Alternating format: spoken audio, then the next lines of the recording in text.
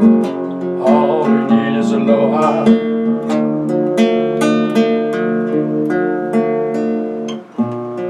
Aloha is all we need. Aloha is all we need. Aloha is all we need.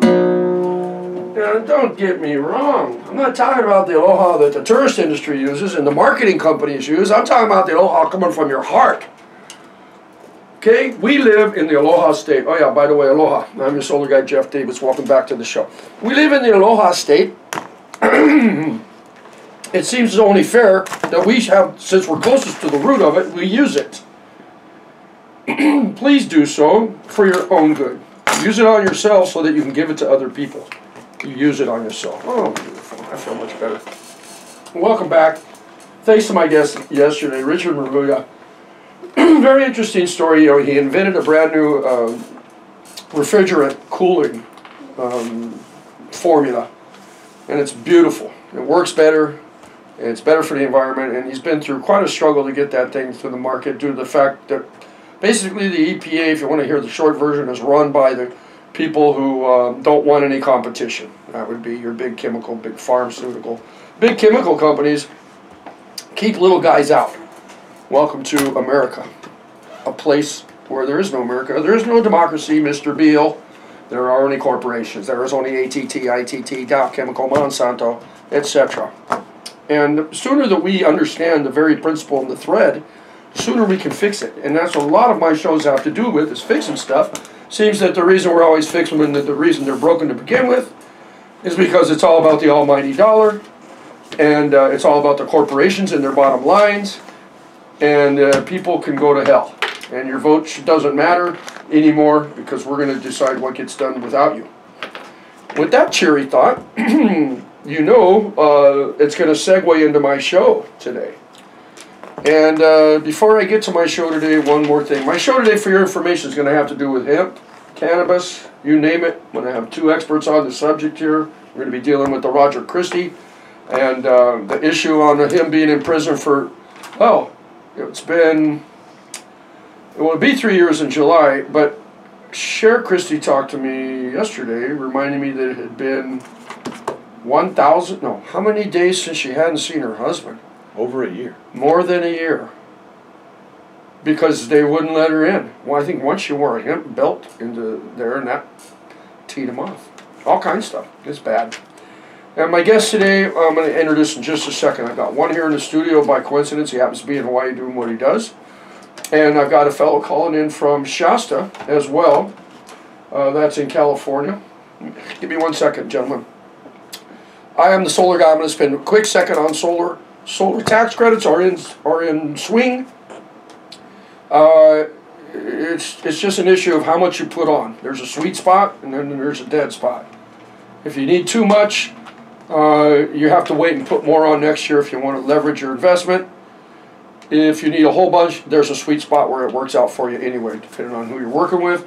See an article in the paper today, full-page article, for a guy selling panels at some outrageously low price. I did the math through my supplier. They're not making any money. I don't know what the hell they're doing. They're just trying to stay alive while they, I guess that's what they're doing, trying to stay alive. And then, of course, there's a lot of asterisks after this offer. Some restrictions do apply. Of course, they're using the cheapest stuff they can buy, generically speaking. Most of them are doing so with central inverters as opposed to micros. So I don't know exactly what it is, but buyer beware. Let us move on to the fact that anybody who wants to offer you something free when it comes to purchasing a solar, remember, you're going to contract something. You're not going to a bingo game. So just stay away from that, and you'll be halfway there. All right, aloha, welcome. And today I'd like to interview, well, first, sitting straight across from me, bless your heart, all the way from, where are you from? Portland, Oregon. All right, all the way from Portland, Oregon. I lived here in the islands since I was a teenager, and I'm 50 now. So I went stationed at Schofield. Welcome home, Paul Stanford. Thank you. And Paul Stanford, you're the president and the founder of THCF Medical Clinics. That stands for the Hemp and Cannabis Foundation, THCF. Like that. Clever little bugger. The Hemp and Cannabis Foundation medical clinics, and also you're the founder of hemp.org. Yeah. Anybody ever try to buy that domain name from you? A few people, but not for sale? You know, we grandfathered into it back when it was free, actually. Right. Way before you had to pay any money, back about 1989. I like that. Yeah, and so we've been putting out news on the internet at hemp.org since 1991. Before there was a web, actually. Ladies and gentlemen, didn't start until 94. We're about to give you 101 on one of the biggest cover-ups in United States history, the abolition of industrial hemp, for one thing, and why it was all done, what it's done to our world, and what it's done to our bodies, and what it's going to continue to do if we don't fix the problem.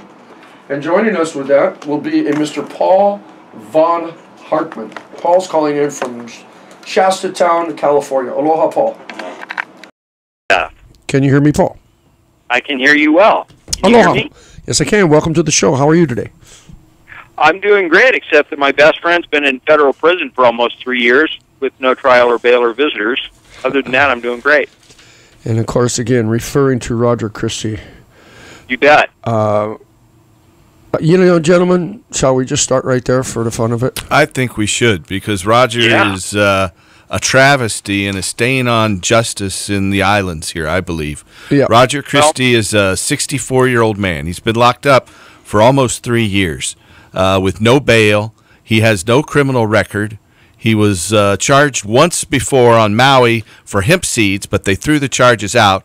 And he got a settlement for $75,000 back in the 90s for wrongful arrest for those hemp seeds. That's his only prior arrest. He's an honorably discharged veteran. He's a good man. I've personally known him since 1987. He came and stayed at my house during a hemp conference back in the late 80s in Portland, Oregon. But he has been arrested for less than 2 pounds of marijuana, and they have 17,000 recorded conversations and 35,000 pages of typed transcripts of these conversations.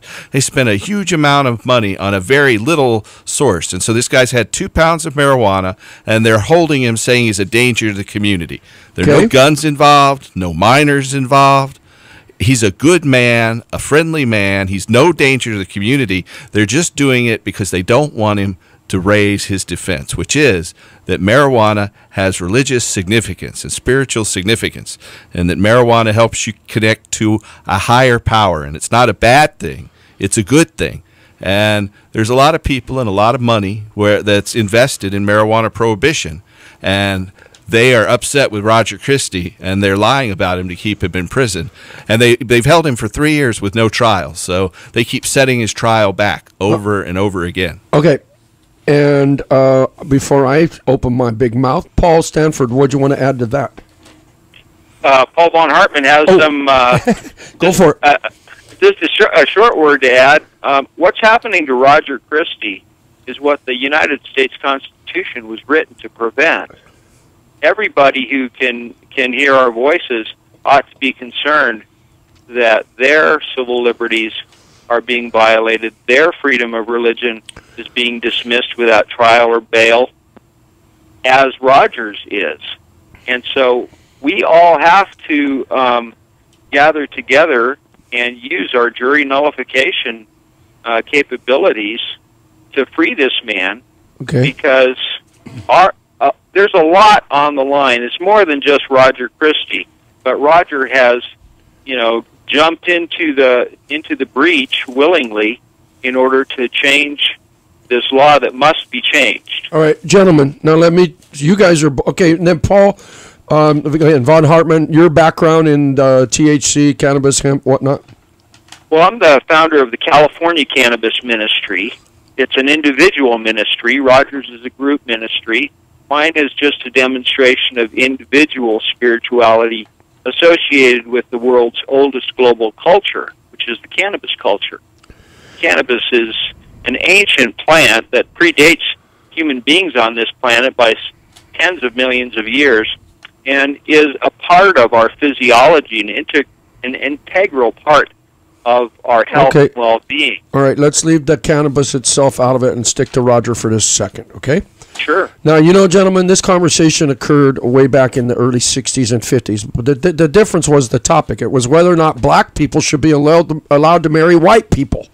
Interracial marriage was not legalized until 1962 or 3. Nor homosexuality. Oh, yeah, and even that still in some places, okay? Yeah.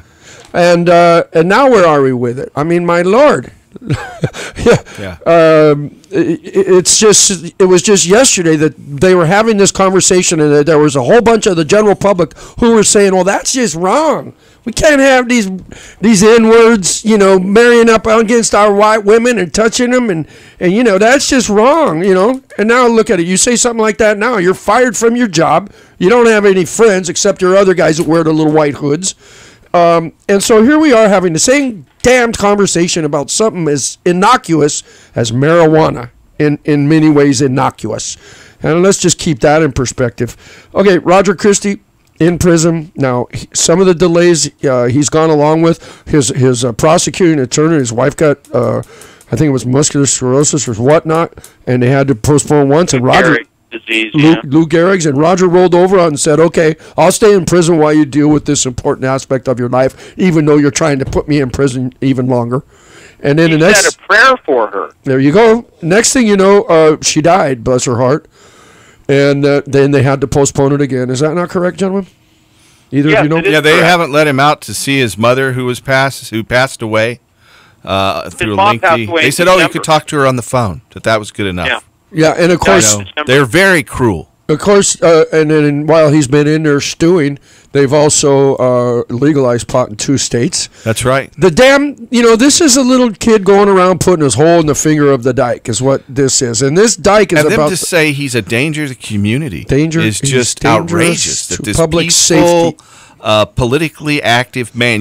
He got the Hawaii island government to ban the use of federal dollars for those green harvest flyovers. So the feds don't like him because he worked against that. Let me help you. Not only that, he sued the police chief. He sued the mayor's office.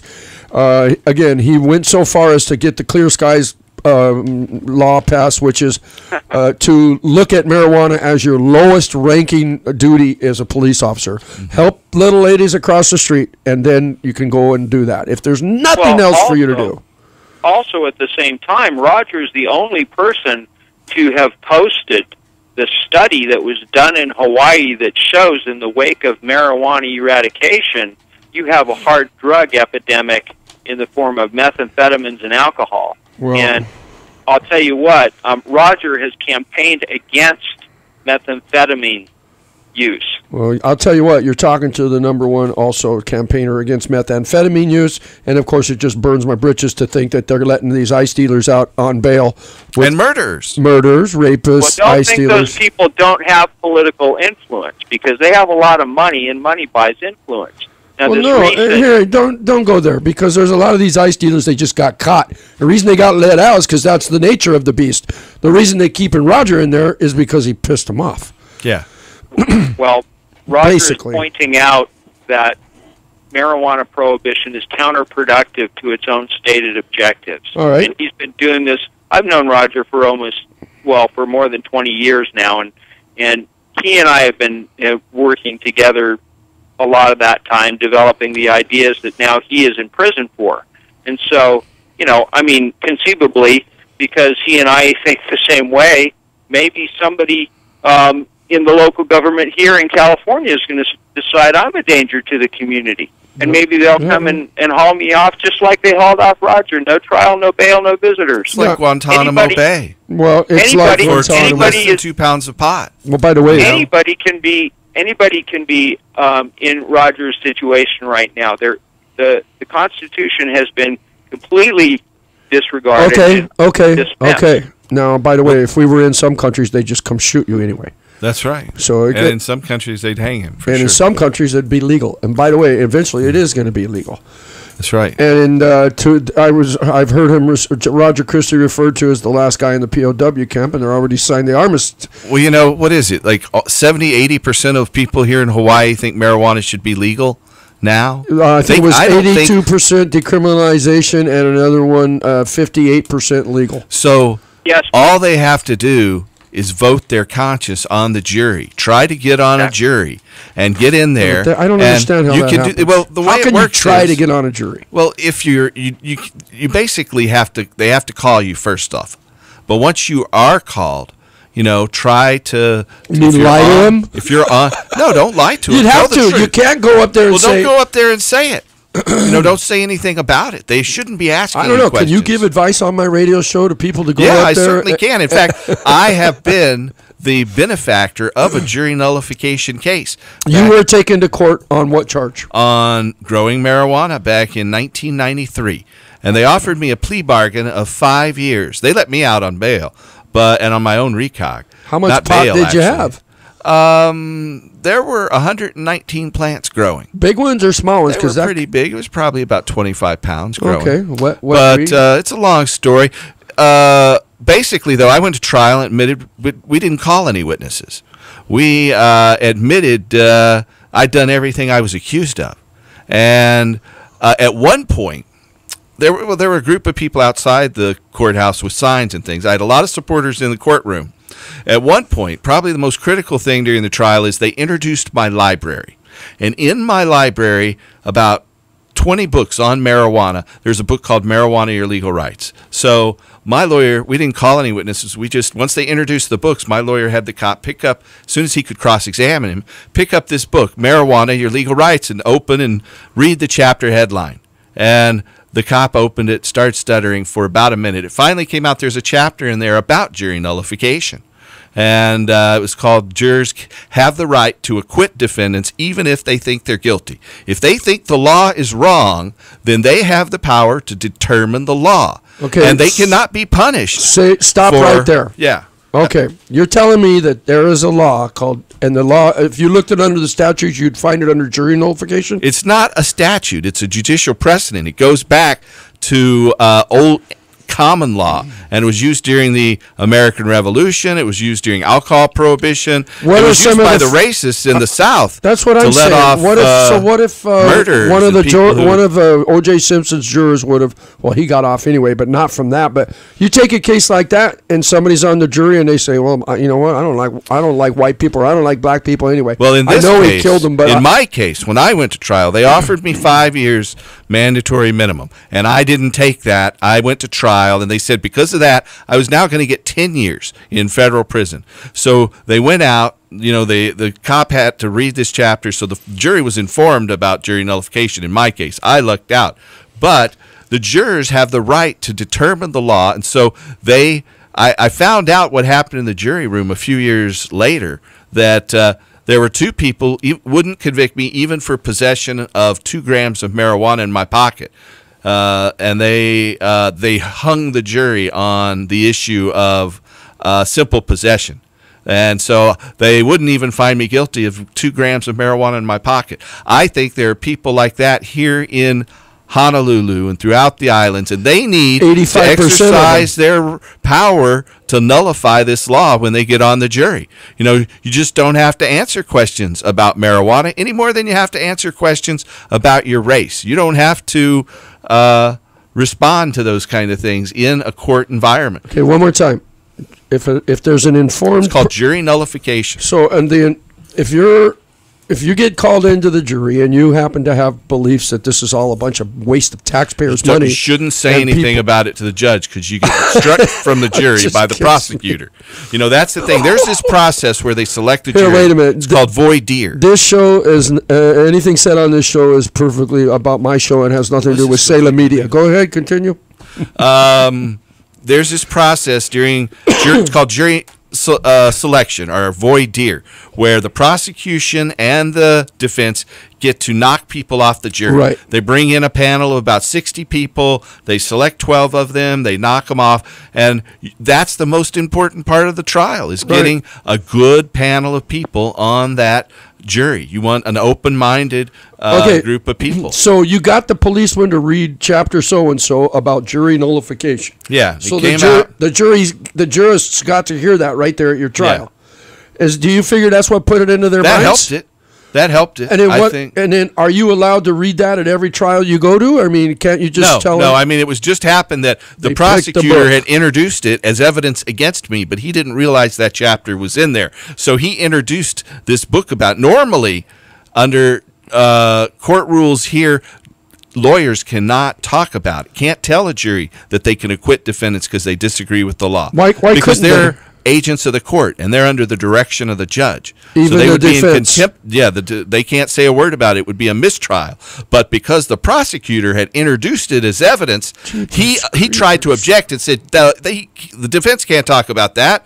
And the judge says, "Excuse me, you introduced this evidence. You can't object to your own evidence. You can only object to the other guy's evidence." So that evidence stayed in there. You know. Okay, and so then one or two people, now that they've heard about they're just like, you know what? I don't care. I don't care if this guy's guilty. Has done everything that he admitted doing. Yeah, because I think everything he's done is good. Hasn't there been many politicians who come out, or isn't there even statutes regarding this, that if something to the fact that if the law causes more pain and suffering than what the Roger helped breaking the law, hundreds of sick people, maybe thousands, get medical marijuana, and other members of his church. But he did it on a little basis. For him to be held now for 3 years for less than 2 pounds of marijuana, and the federal government has spent $10 million on this case to prosecute this poor guy. He's a 64-year-old man.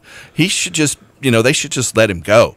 But we have to educate each other about jury nullification and how these marijuana laws are bad. He's not just a 64-year-old man. He's the guy that sued the mayor. He's the guy that sued the police chief. He's the guy that brought pain and suffering to the Green Harvest, which, by the way, is unconstitutional as well. Well, he saved government money, so all us taxpayers don't have to pay for that He's done great things for people, but he's pissed off the powers that be, obviously. Yeah, but keep in mind that the Hawaii Democratic Party passed a resolution that says, quote, resolved that the Democratic Party of Hawaii urge all Democratic elected officials at all levels work to end cannabis prohibition. And so this isn't, Roger's not out on the fringe. He's on the leading edge of a groundswell movement. Well, then I think that sums it up, Paul. He's a rainbow warrior for freedom and justice. That's what I think. Well, here's the scoop. Keep in mind, though, if I may, President Obama signed Executive Order 13603, March 16th, 2012, that identifies hemp as a strategic food resource that's available by essential civilian demand. Every president's done that since the 1930s. Well, no, not every president. There have been 6 others. But the fact is that cannabis is both unique and essential. And there is historic precedent during World War II when, in spite of marijuana prohibition, cannabis was grown for the war effort, the Hemp for Victory campaign.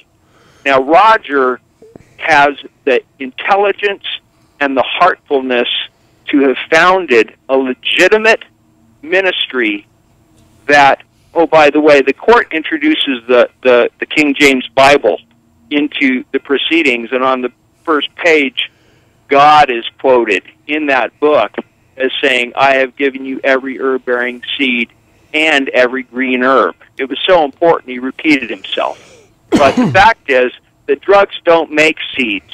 Herbs make seeds. Oh, no. So, don't you understand? Roger's arrested for manufacturing marijuana. Yeah, so that means God's the co-defendant. Well, the legal distinction between drugs... The legal distinction between drugs and herbs. God is the unindicted co-conspirator. You're just making friends left and right, Paul. Well, the fact is, though, that there is no rightful jurisdiction. All right. First of all, help me out, gentlemen. Why have 6 presidents, including Obama, which is basically almost all of them? Why do they have to go through this ceremony of signing the? They need it for war. In case there's a war, we need to have it as a rope crop. All right. It's an emergency preparedness document. By the way, there's also an equivalent in the Code of Federal Regulations. Hold your horses. Okay. All right. So here's the scoop. I'm gonna have to go to traffic, but before we leave Roger, because we're gonna go to Hemp 101 when we get back on the air after traffic. What hemp is and how it disappeared, the big conspiracy, and why, and what it's done to our climate, and what it's done to our health. what it's done to how many prisons are being built as I speak, etc. But before I go, the question was hashed out, no pun intended. The last time I had a show on this, and we had a lawyer from Normal, and Normal's, or rather a lawyer, and he's the Normal rep in L.A. Bruce Margolin. Yes, Bruce was on, thank you. And we had a bunch of folks, and at the end of it all, I mean, we had one guy here locally who was saying, Roger got himself in this fix himself. We should quit talking about what a victim he is and let's concentrate on the issues. Anyway, this whole rebel-rousing, this whole got going. And then the bottom line being, it was like, okay, now what are we going to do to help this guy? Mm-hmm. And I'm like, well, the senators who have been in here one after the other suggested a letter writing campaign. Bruce Margolin started laughing. That doesn't help. The feds aren't going to do anything. No. The only thing we can do is to affect that courtroom that day and to get the jury to vote not guilty because the law is wrong. And that's our solution. And we need to educate each other that if we're called into a jury and it's about marijuana, don't talk about marijuana until after the case is closed and then vote not guilty because marijuana should not be illegal. It's the plant, the oldest crop. We're gonna go there after the break. Go ahead, Paul Van Hartman. I just want to say that Roger needs to be released before prison. Every day that he's in prison is an insult to the people who died for our freedoms. Now, as far as that's a good point, man. It is. The strategy is essential civilian demand. Those are federal. Wait, that's a federal I told you. Hold your horses. We're going there after the break. Right now, it's all about Roger, and then I got to go to Ever Lovely Traffic. The bottom line is educate yourself, I presume. That's all we can ask folks to do is, first of all, go to lastmarijuanatrial.com. And it sounds a little hokey to me, lastmarijuanatrial.com. You go there, you see reality. You see what Roger's been up to in his ministry and what he's accomplished, et cetera, et cetera. Other than that, educate yourself and pray you're one of those people who get picked for jury duty. And then according to my guest today, keep your mouth shut until you get on the jury, and that there's such a thing as jury nullification. And if you believe that say the law is wrong and vote not guilty because they disagree with the law. Do they have to tell their fellow jurors that back in the back room? Or can they just... They should not discuss it until after the jury has been impaneled, after the evidence is presented. All right, again, I'll come back right after traffic. I got Paul Von Hartman calling in from California, and he is a longtime cannabis activist, et cetera, et cetera. And then sitting across from me, Paul Stanford. He's the president and founder of the Hemp and Cannabis Foundation medical clinics. And I just can't help it, but you're the guy who sets up these doctors who... We opened here in Hawaii in 2004. The head of the Narcotics Enforcement Division, Keith Kamita, told us we shouldn't come here and we're not needed. But we've helped hundreds of Hawaii patients get medical marijuana cards. We spearheaded the market. And we'll talk about that as well when we come back to the fact that this stuff really is medical. And I don't care if you're using it to get high and de-stress. That's medical to me. Yeah. In the sense of instead you're using alcohol, which is just the horriblest thing relative to pot. Stress and depression kill millions. Okay. I'll be right back. I'm your solar guy, Jeff Davis. I'm going out to traffic, brought to you by University of Hawaii Research Corporation, Kosi Island Earth, Yappers. That's the bomb. Carly Simon does her show once a month here on my radio show. Beautiful stuff. University of Hawaii Federal Credit Union, home of the 299 Green Loan. Go to uhfcu.com. Like to thank the Manila Hotel, que talaga siempre makatindi. The Manila Hotel is a sponsor of our show as well. The state's premier solar supply outfit, R&R Solar Supply. My only supplier on the show as a sponsor. Wish I had more. But he's got to be the bomb, and his products, you'll hear about them on my show, both the BenQ panel and Excess microinverters. Dudes, I am a solar guy, and I know a lot about that as opposed to everything else that comes at me every day. Call me for information on that, 554-7200. Like to thank Young Bruns Barge, Blue Planet Foundation, IES Solar, and, of course, Green Sun Hawaii, and Hank's Tax Service. I shall return. Aloha.